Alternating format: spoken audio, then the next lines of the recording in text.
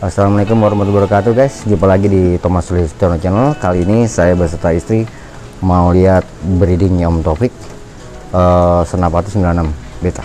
Kita coba ya, kita tidak tahu lama persisnya. Oke, kita ketok-ketok guys. Kemon. Assalamualaikum. Assalamualaikum Om Taufik.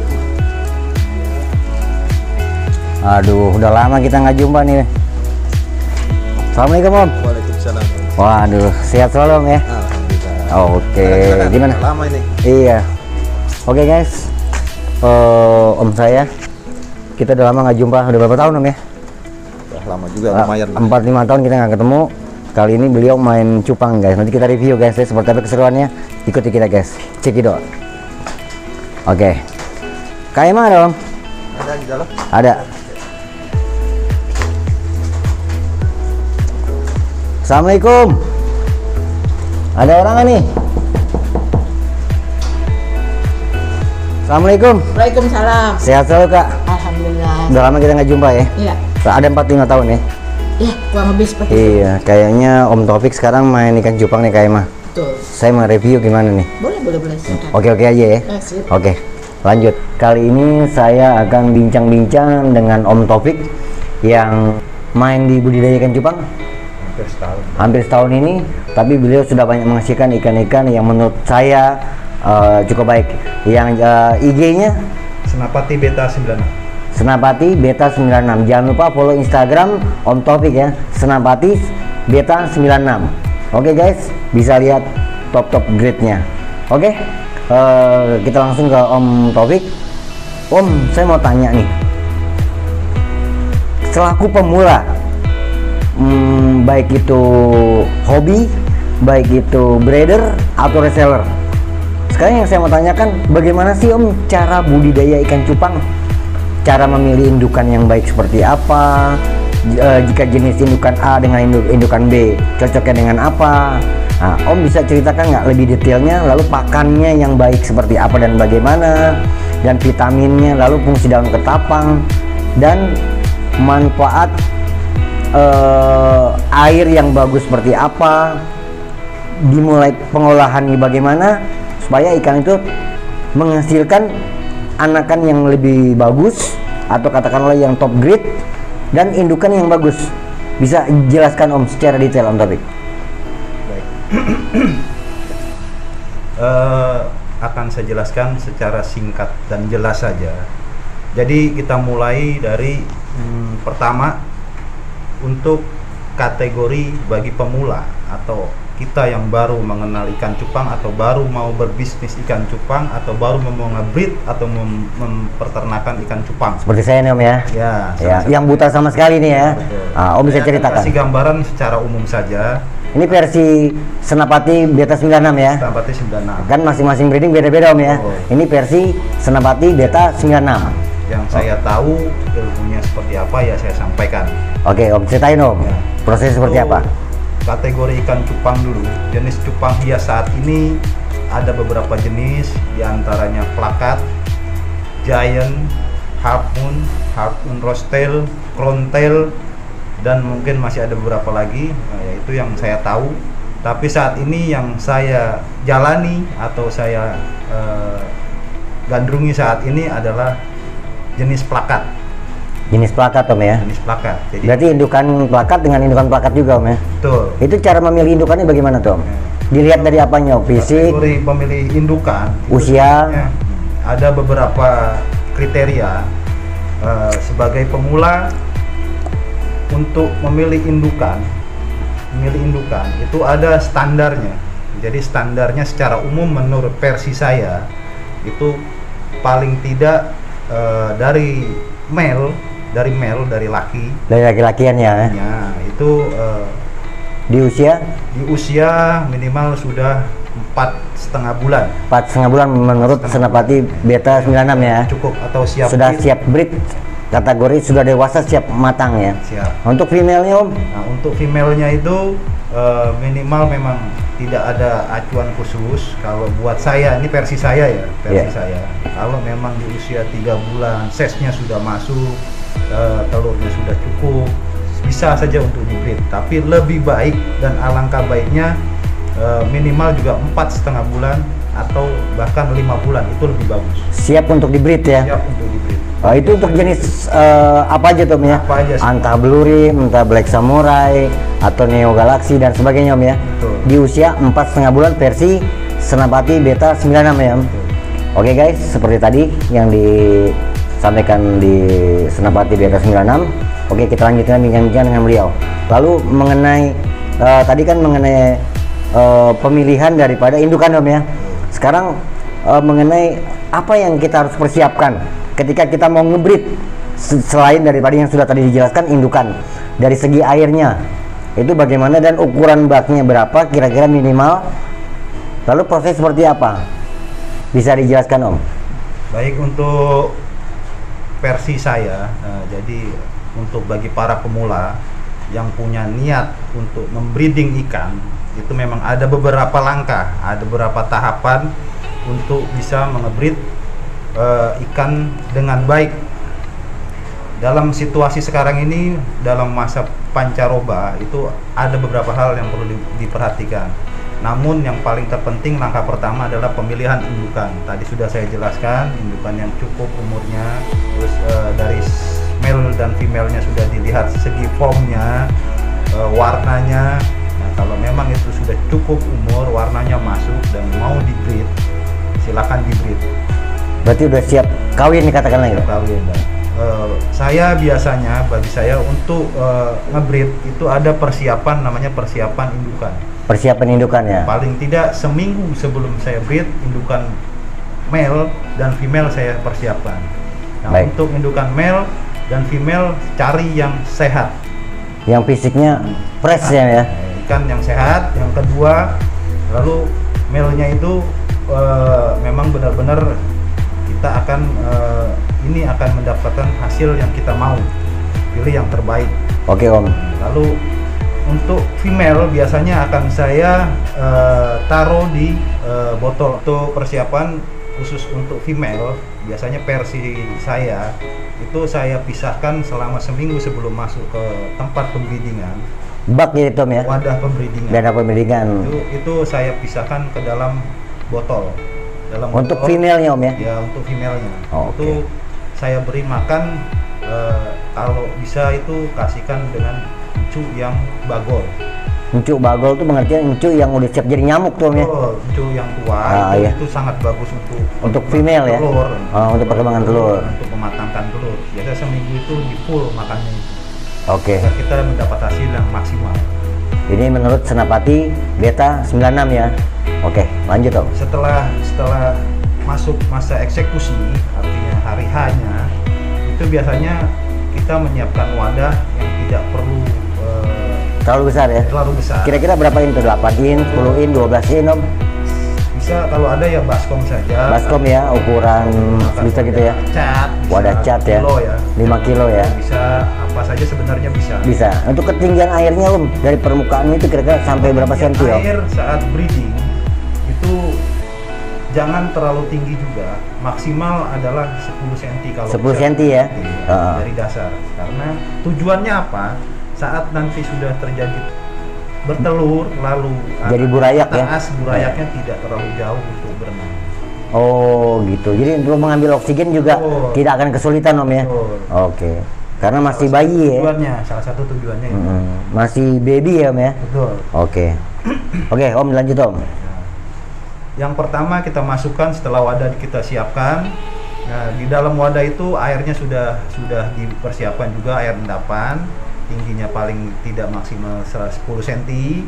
Masukkan garam, lalu beri daun ketapang 1 lembar saja. Ditenggelamkan atau diapung Tom?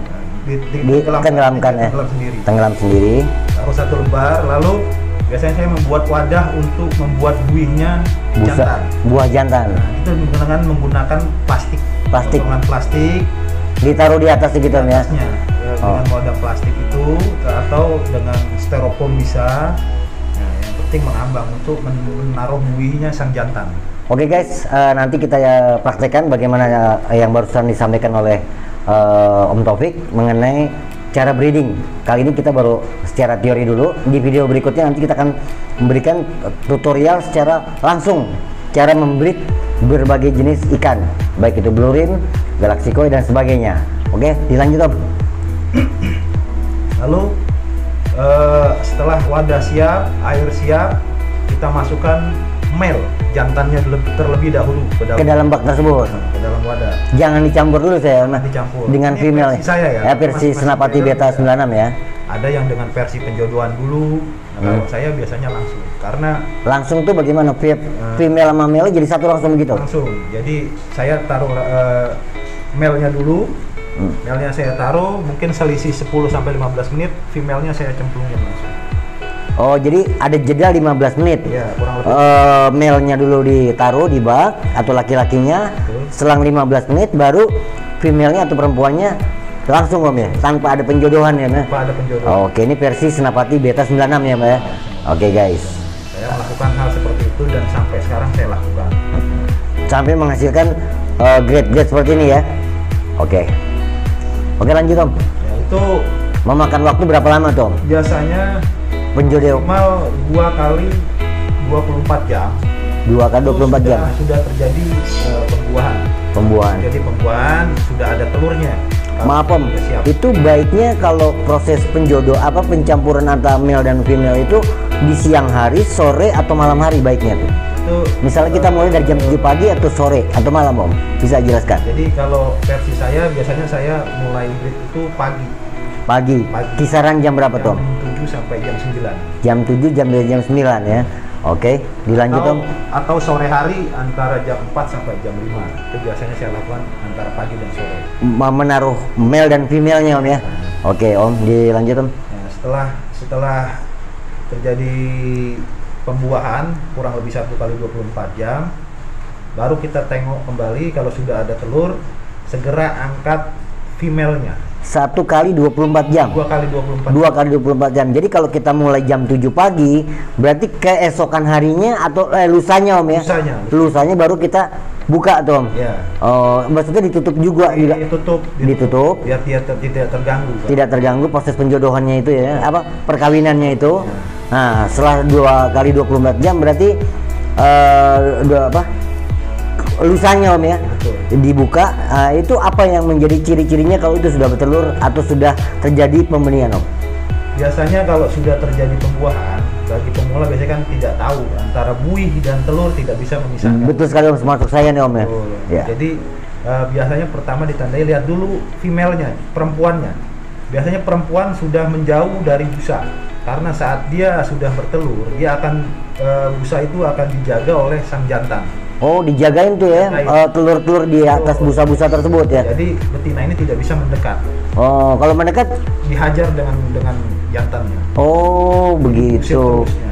Itu sampai- Beda dengan manusia Om ya. Ya, beda. Beda ya. Beda. Kalau manusia kan ibunya tuh yang menyusui. Kalau ini bapaknya yang ngangon ya. Bapaknya. Oh, oke guys. Patut dicontoh tuh guys. Oke, lanjut Om. Setelah itu pertama paling tidak cirinya sudah menjauh dari busa, terus lihat kondisi perutnya, kalau sudah kempes, nah itu juga bisa jadi tandanya sudah bertelur. Dan yang paling penting kalau memang ini di busa itu biasanya ada putih-putih seperti nasi. Kan Om tadi bilang plastik. Itu plastik transparan, plastik hitam atau plastik bagaimana tuh? Yang lebih bagus yang transparan. Jadi Transparan. kita bisa lihat kalau memang buih itu di bawah plastik, nanti kelihatan tetap ada bedanya antara buih dan telur itu beda. Plastiknya kira-kira ukuran seberapa Om? Apa Om? Apa sekotak ini? Disesuaikan saja dengan tempat wadahnya. Oh, wadahnya aja ya. Kalau terlalu besar. Betul. paling Kalau sekotak gini atau ini bisa nih Om ya? 5 kali 10 lah. 5 kali 10 boleh ya? Ini perlu dilobang-lobangin nggak kira-kira? Ya, tengah-tengahnya kalau bisa dilubang-lubangin juga. Itu manfaatnya apa boleh ceritain Om? Masuknya oksigen sebenarnya. Oh, Nanti anaknya sudah bertumbuh, sudah menetas maksudnya. di buih-buih tersebut sudah ada telur-telurnya Om ya? Nah, Oh, jadi dia telur itu sudah harus mendapatkan oksigen ya. Nah, ketika telur itu sudah sudah busa-busa itu sudah ada telur-telurnya atau dibuahi, itu untuk menjadi katakanlah ikan atau burayak itu setelah 24 jam Om. iya.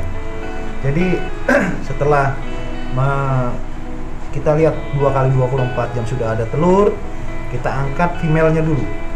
Female-nya dulu. Ya, perempuan Karena ini kita angkat. perempuan itu sudah menjauh dari Paling nggak dari menjauh dari bui itu kan. dari buah itu. Itu kita angkat female-nya atau perempuannya Om ya. Betul, kita angkat, setelah kita angkat kita tutup kembali. Biasanya telur menetas itu paling cepat 1 kali 24 jam. Berarti kita masih nunggu setelah female diangkat, menunggu 1 kali 24 jam telur itu menetas. Menetas. Biasanya Tidak lebih tuh Om ya. Ya, 1 kali 24 jam itu baru menetas dan dia masih, anaknya itu masih belum bisa berenang biasanya, masih muter-muter. Nah, itulah Muter-muter. gunanya jantan. Jantan itu kalau anaknya jatuh ke bawah, dipungut sama dia, ditaruh lagi di bui. Oh, Itu. Jadi, mirip arawana juga tuh Om ya. ya, kurang Oh, oke. Jadi caranya seperti itu. Makanya jantan itu kalau yang bagus dia akan menjaga terus anaknya. Jadi yang jatuh itu diangkat, tidak dimakan. Jadi jangan salah, jantan itu suka ambil anaknya di bawah itu bukan dimakan, tapi Diselamatkan. mulutnya untuk ditaruh di bui. Kenapa harus seperti itu? Ditaruh di buih itu tujuannya Karena apa? di bui itu ada udara, Oh, ada oksigen. oksigen. Itu masih ada nggak sisa-sisa makanan itu telur itu Om? Nah. Dari indukan perempuannya itu? Makannya itu dari telur itu di anaknya itu ada bawah. Jadi anak itu begitu netas belum langsung seperti ikan, ada kantong makanan yang masih di bawah anaknya. Oh, dari anak-anak ikan itu yang masih sangat kecil itu, masih baby banget Om ya? Ya. Itu udah terlihat dengan mata telanjang nggak Om? Terlihat.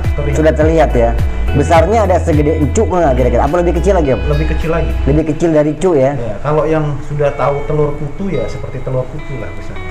Oh. Telur kutu manusia ya, Kalau sama kutu air lebih kecil lagi? lebih kecil lagi. Lebih kecil lagi, jadi hampir tidak terlihat Om ya? Oke. Nah, pada proses seperti itu perlu dikasih umpan nggak Tom? Nah, jadi Untuk male-nya atau laki-lakinya Om? ya, jadi laki-lakinya jantannya itu selama proses dari awal breeding sampai dia merawat anaknya paling tidak 5 hari setelah menetas itu tidak perlu dikasih pakan, nggak apa-apa. Lakinya itu wasak dia. Oh, begitu. Ya, dan itu memang aman, itu yang Itu tidak perlu kita kasih makan nggak ya? tidak perlu dikasih makan. Nah, setelah Tidak mempengaruhi stamina si jantan tersebut Om? ya otomatis mempengaruhi, makanya dia, tapi memang sudah seperti itu karakter Proses versi Senapati Beta 96 nih Om ya? Oke. Nanti setelah 4 atau 5 hari ikan sudah mulai bisa berenang, anak itu sudah mulai bisa berenang lurus. Nah itu silakan masing-masing breeder lagi kembali. Kadang Setelah berapa lama tadi? 4 atau 5 hari. 4-5 hari masih ada indukan jantannya setelah menetas. 4-5 hari itu berarti sudah bisa berenang Tom? Sudah bisa berenang lurus, anaknya itu Sudah kayak jarum, stabil ya? Stabil. Nah, saat bisa berenang stabil, silakan bisa mengangkat jantannya. Iya. Diangkat pun tidak apa-apa. Oh, sampai umur berapa kalau tidak diangkat tuh? Tergantung masing-masing breeder juga. Ada yang sampai sebulan. Oh, sampai sebulan pun tidak pengaruh tuh? Masalah, yang penting setelah 5 hari itu harus dikasih pakan. Setelah 5 hari dikasih pakan. Pakan. Pakannya biasanya apa Tom? Ya, yang Kalau untuk anakannya tuh? anakan itu biasanya yang saya lakukan dengan kutu air, Kutu air, artemia, artemia, atau infusoria. infusoria. Infusoria. Itu jenis apa tuh? Baru dengar saya Ya, namanya. infusoria itu pakannya kutu air sebenarnya. Pakannya kutu air. Jadi lebih kecil lagi. Itu Kecil lagi. banyak dijual Tom? Atau Om? Infusoria itu ada juga saat ini yang menjual, sudah ada yang mengkultur. Nah, kalau memang bisa mengkultur, banyak di YouTube itu banyak. Oke, Om. Nanti kulturnya versi Senapati Beta 96 aja ya? Boleh. Oke, demikian guys. Sekarang saya mau tanya sama Om Taufik. Kan ada indukan laki-lakinya ya, dan burayaknya, anaknya. Kan makanannya besar kecil diameternya beda tuh. Betul. Untuk bapaknya misalkan kita kasih cu, lalu untuk anak-anaknya kita kasih kutu air. Itu bagaimana tuh? Jadi tidak masalah karena encu itu tidak makan anakan buraya. Kutu air pun sama. Kutu air saja, kutu air lebih aman lah. Jadi amannya kasih kutu air karena sang jantan juga akan memakan Kutu air. Dan tidak makan anaknya Om ya.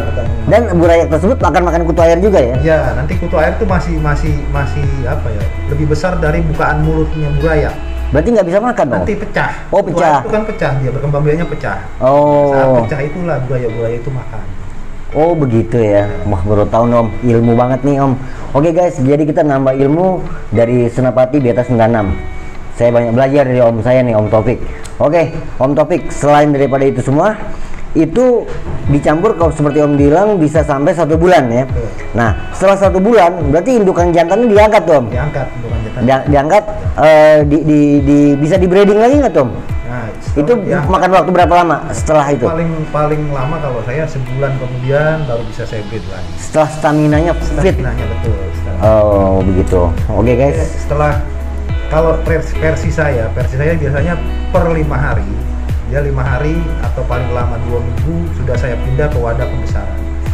Jantannya sudah saya angkat. Berarti burayak tersebut di usia 1 bulan atau 1 bulan atau 5 hari Om? Kalau versi saya 5 hari sampai 2 minggu. 5 hari sampai 2 minggu jantannya diangkat, lalu burayaknya dipindah ke Pembesaran. wadah pembesaran ya, atau di bak yang lebih besar lagi Om ya. Itu perlu nggak? Kayak tadi saya lihat Om ada tanaman-tanaman air tuh Om ya. Betul. Ada daun ketapang. Itu manfaat tanaman-tanaman itu apa tuh Om? Nah, ini yang perlu juga. Jadi saat Terus sudah- maaf, jenis tanamannya apa tuh Om? Kayaknya buat subscriber saya dan para viewer saya bisa lebih jelas lagi versi Senapati Beta 96. Jadi sebelum dipindah ke wadah pembesaran kita persiapkan dulu. Nah, wadah pembesaran yang saya gunakan adalah styrofoam ukuran 70 kali 40.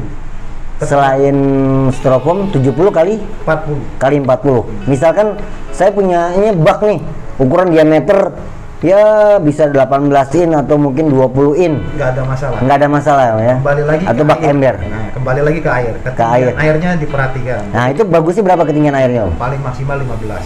Paling maksimal 15 cm itu ya. Saya kembali lagi. Itu untuk ketinggian air.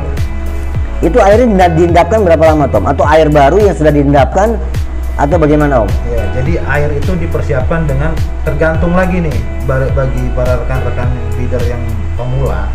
Air ini kunci paling utama di pemeliharaan ikan cupang. Jadi kalau airnya air sumur pun kalau memang bagus tetap harus diendap paling lama 1 kali 24 jam. Jadi tetap harus diendapkan. Endap 1 kali 24 jam. Oke. Apalagi Lalu apa aja yang dikasih tuh? Apa garam atau apa? untuk persiapan itu biasanya saya pakai di wadah styrofoam pembesaran itu air saya siapkan, lalu saya kasih garam ikan ya.